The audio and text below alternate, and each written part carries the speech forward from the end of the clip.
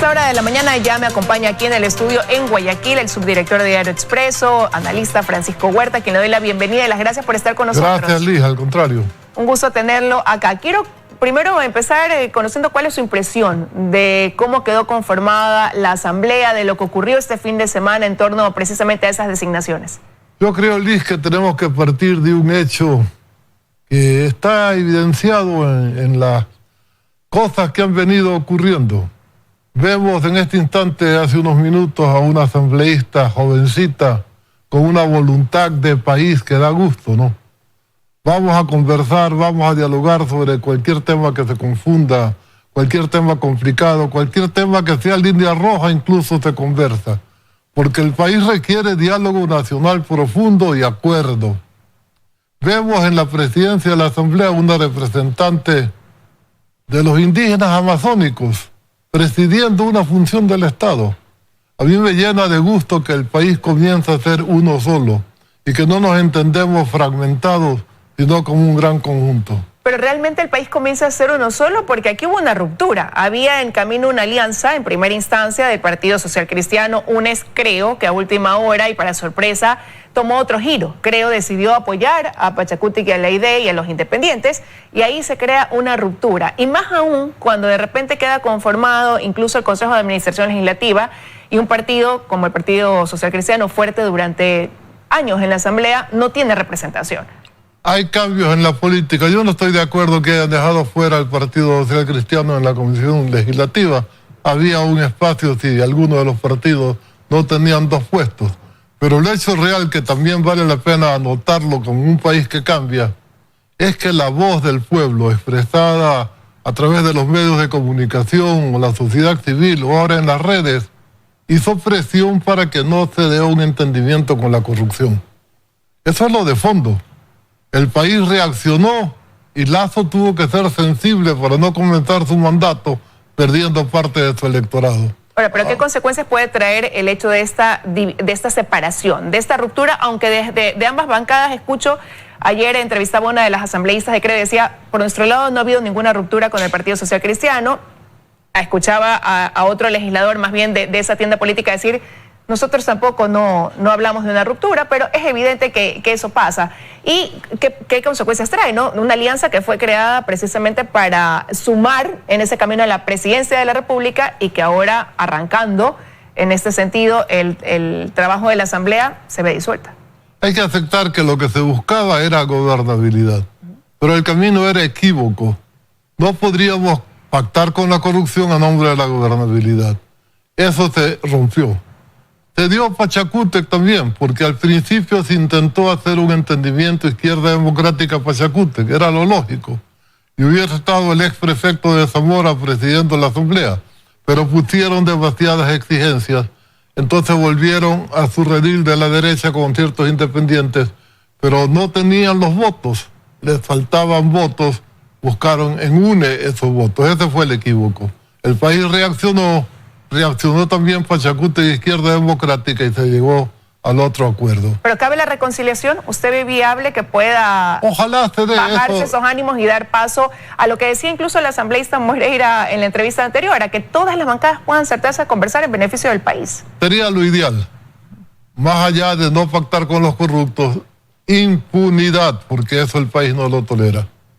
Usted ha dicho aquí, doctor, no pactar con los corruptos. Pero más allá de que no se dio paso a ese acuerdo que buscaba la presidencia por esta alianza que ya hemos mencionado y que no se concretó, sí sigue la bancada de UNES hablando de que tratarán de promover esta Comisión de la Verdad. ¿Pudiera en el tiempo crearse, dar paso a la creación de esta comisión para analizar, ve usted viable eso, para analizar casos ya que han sido juzgados, sentenciados? Lo que hay que analizar es, a partir de una comisión internacional que ofreció Guillermo Lasso, ¿qué está pasando en la administración de justicia en el país?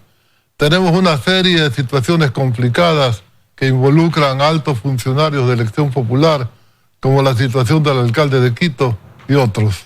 Entonces es complicado. Allí se requiere una comisión imparcial, absolutamente, la comisión internacional que se ofreció.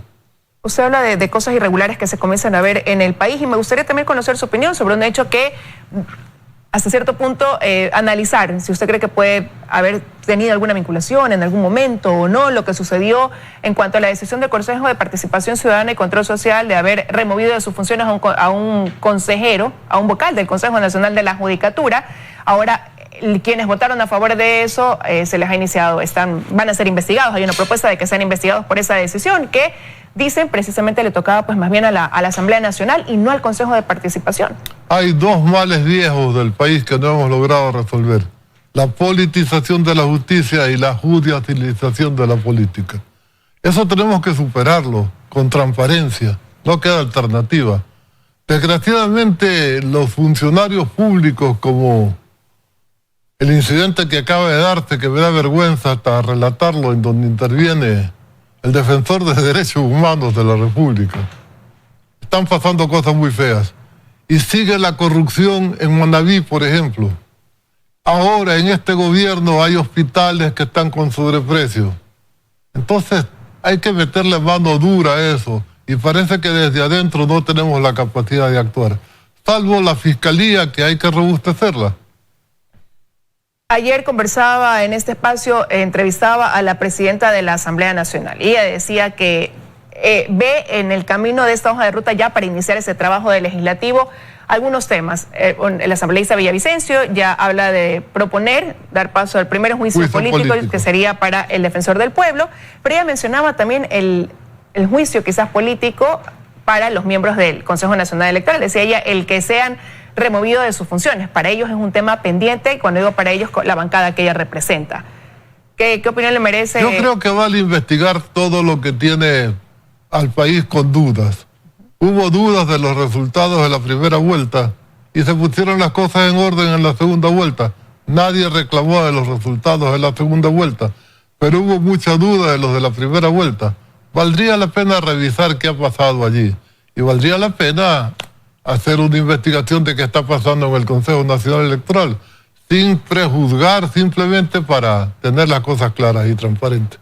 ¿Y usted cree que esta asamblea pueda retomar un tema que ha quedado pendiente también de la anterior, donde más bien no se dio paso? ¿Qué era esta propuesta recogida a través de 300.000 firmas de ir a una consulta popular donde se analice el que siga vigente o no el Consejo de Participación Ciudadana, el hecho de dar una nueva conformación a la asamblea? Se ha hablado de una bicameralidad, por ejemplo. El asambleísta Villavicencio ha dicho que él ha dialogado con el presidente electo Guillermo Lasso para ir a una consulta popular donde a lo mejor se puedan incluir estos temas. ¿Cree usted que eso pueda cobrar fuerza ahora con este nuevo cuerpo legislativo? Debería, incluso sin la consulta popular, porque ya se recogieron firmas y se presentó la petición como la ley establece a la asamblea, pero la asamblea la dejó para otro tiempo. Pero sin embargo allí está planteado claramente la desaparición del Consejo de Participación Ciudadana y Control Social y el proyecto de bicameralidad, que creo que le haría bien al país.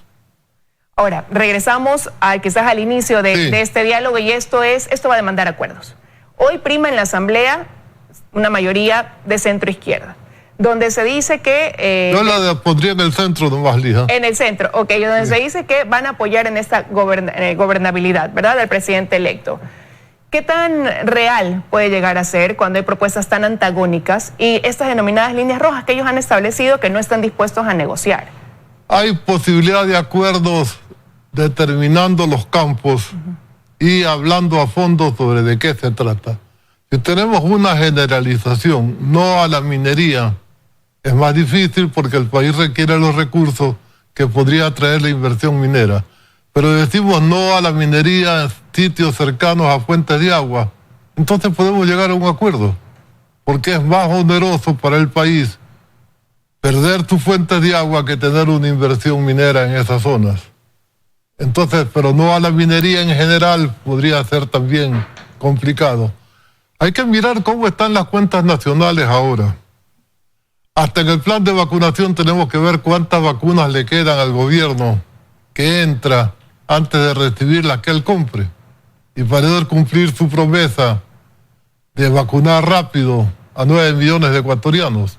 ¿Cómo cumple la promesa si no tiene las vacunas? Ahora, con lo que venimos escuchando, porque ya ha habido exposición de las distintas bancadas, ¿no? ¿Usted ve que son más las coincidencias que las diferencias en este punto de partida en el inicio de un nuevo gobierno que está marcando quizás, sí, un cambio, pero un cambio en todos los sentidos. Yo creo que el país está positivizándose. ¿A qué me refiero? Normalmente te ha tocado a ti, me ha tocado a mí, votar por este para que no gane este otro. No votamos en positivo. No es que nos guste el candidato, sino que evitamos con ese voto a ese candidato que gane otro. Entonces hay que buscar gente con virtudes para votar positivamente. Y los planteamientos tienen que ser también en positivo, no obstruccionistas. Yo creo que en época de crisis te impone la cooperación, la colaboración. El antagonismo no es propio de épocas de crisis. Perdemos todos. Y la crisis que tenemos es grande. Ahora, hay un positivismo, hay mucha expectativa con este arranque, sin duda, como usted lo menciona, pero al ver lo que sucedió el día sábado, eso sí, también sin duda alguna nos llevó, yo creo que a los ecuatorianos a decir, no arranca la asamblea y ya estamos viendo ese tipo de comportamientos, recesos, conversaciones, ánimos caldeados, hacia dónde puede realmente ir ese trabajo, más allá de las palabras, cómo concretarlas así en hechos y que no vayamos a ver más bien lo que hemos estado acostumbrados a ver de un cuerpo legislativo, lamentablemente. Lo que hemos estado acostumbrados a ver es lo que tiene que superarse. Y en alguna medida se superó el sábado y el domingo. Por ejemplo, no pasó esta argucia legislativa de que luego que estaba reconsiderada una candidatura se la quería volver a plantear. Eso la ley legislativa no lo permite. Y la presidenta de la Asamblea dijo, no es posible, he consultado, no sé si llamó a Bélgica o consultó a algún jurista constitucionalista, y le dijeron, no pasa. Y no pasó. Y ahí se acabó. Es decir, el planteamiento era la búsqueda que siempre tiene que tener un bloque para favorecer su punto de vista, pero se impuso la ley. Eso me parece una buena señal. Y es hermoso oír a Guadalupe Llori decir, yo no vengo con odios, yo no puedo mantenerme pensando mal, yo he perdonado para sentirme bien. Dijo perdonado pero no olvidado. Es que no tiene por qué olvidarse, pero el perdón sí es importante. Para poder vivir, dijo ella, perdoné sí, para poder vivir.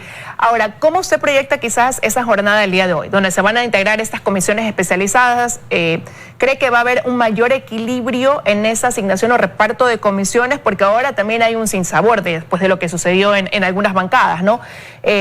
Hay legisladores de UNES que han dicho, esperamos que haya una mayor equidad. Social Cristianos espera lo mismo. ¿Cómo ve usted la proyección? Sí, UNES sí tiene un puesto en el CAL, sí. Y no podían aspirar a más tampoco. Pero tendrán mayoría suficiente para imponer sus votos en función de la integración de las comisiones. Son la bancada con el mayor número de legisladores. Por supuesto, eso hay que respetarlo. Y también la condición de cada miembro del Parlamento que intente estar en la comisión tal o cual. Tiene que tener capacidades para estar allí.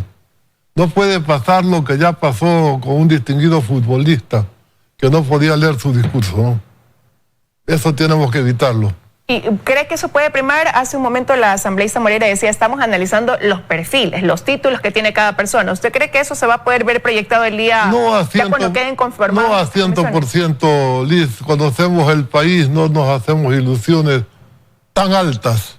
Pero sí creo que hemos mejorado notablemente. Para mí, insisto, es una clave del país que la voz del pueblo se escucha. Y que un presidente rompe un pacto y gira en función contraria de la que iba, oyendo la voz popular. ¿Y usted ve sostenibilidad en lo que pudiera crearse o conformarse ya como una nueva bancada de mayoría al unirse Pachacutic y de Independientes? ¿Y cree que eso puede ser sostenido en el tiempo? Yo te pregunto, Liz, perdona, tú tienes este rol, yo simplemente para argumentar lo hago. ¿Viste lo que está pasando en Chile? Lo vi. Los países no quieren a los partidos así como están. Chile favoreció a la izquierda, pero también a los independientes mayoritariamente. Los partidos tienen que cambiar el comportamiento. Y los países se dan cuenta de que no es lo que los partidos decidan lo que va a ocurrir, sino lo que el pueblo quiere que ocurra. Lo que los medios de comunicación orienten. Allí hay un cuarto poder que comienza a actuar positivamente, no para beneficio personal, sino para beneficio de la República. Solo me enteré que en Chile incluso hubo una prevalencia de las mujeres en esa... Además, paridad absoluta, ¿no? Paridad absoluta. Quiero agradecerle que haya estado con nosotros esta mañana haciendo el análisis. Veremos lo que sucede hoy en esta sesión de la Asamblea y cómo quedan conformadas esas comisiones. Hay expectativa también en torno a eso. Con esto de aquí, amigos, les agradezco a ustedes también por acompañarnos aquí en los desayunos de 24 horas. Vamos a una pausa para regresar las noticias aquí en Teleamazonas. Que tengan un excelente martes.